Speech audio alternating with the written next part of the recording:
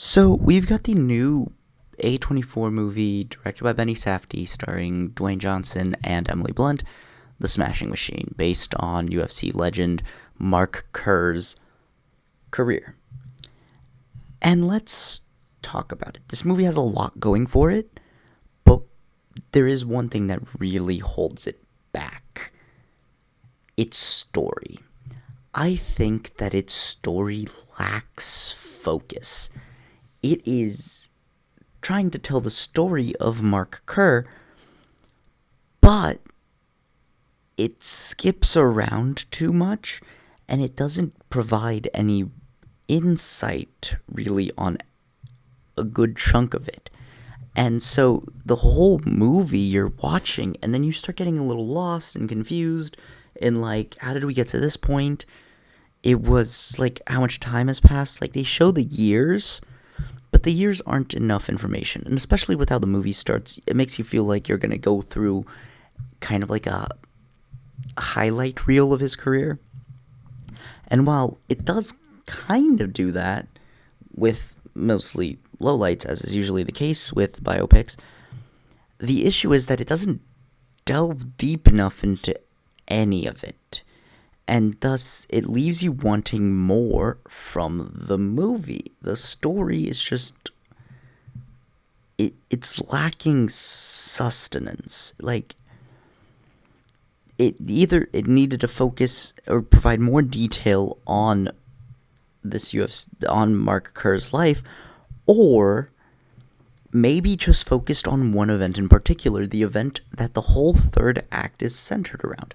Had it focused a little bit more on that, with like some periodic like flashbacks to the events that led up to it, maybe, just maybe, it would have been a bit better.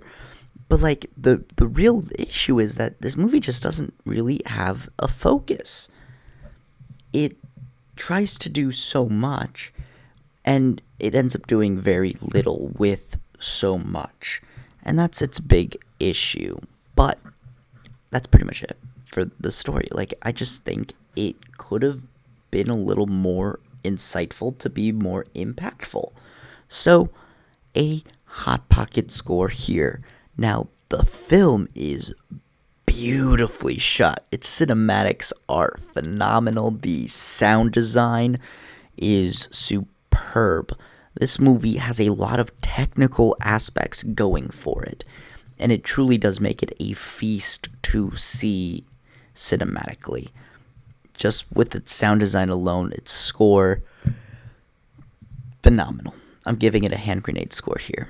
Now, the directing, I do think Benny Safdie does a really good idea. I really like how he shot the movie. It's really well directed. It's just that he did not write a very compelling take on this guy's life because it lacked focus. But the directing, on the other hand, did not lack focus. The way the scenes were built and directed was just phenomenal. I think that this is super well directed. I just wish that the story had been a tad bit more fleshed out. But yeah, directing gets a hand grenade score. And now, let's talk about the real reason everyone kind of wants to see this movie. Can The Rock act? And the answer is yeah. I did not fully remember it was him the whole movie. He disappears in this role, and he does a phenomenal job. The only real reason I was able to remember it was The Rock is because of his voice. Other than that, he doesn't even look like The Rock. He doesn't act a lot like The Rock.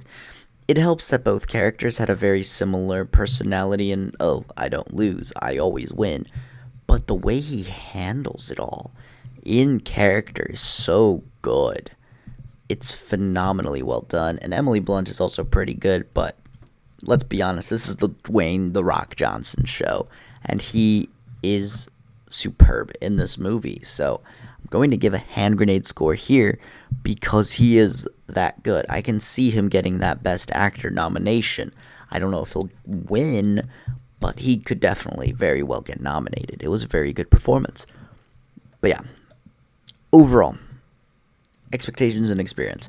It came in about a little under what I expected because it doesn't really have a thorough focus. It builds up to something that kind of feels out of nowhere. I don't feel like it was properly set up to be our climax.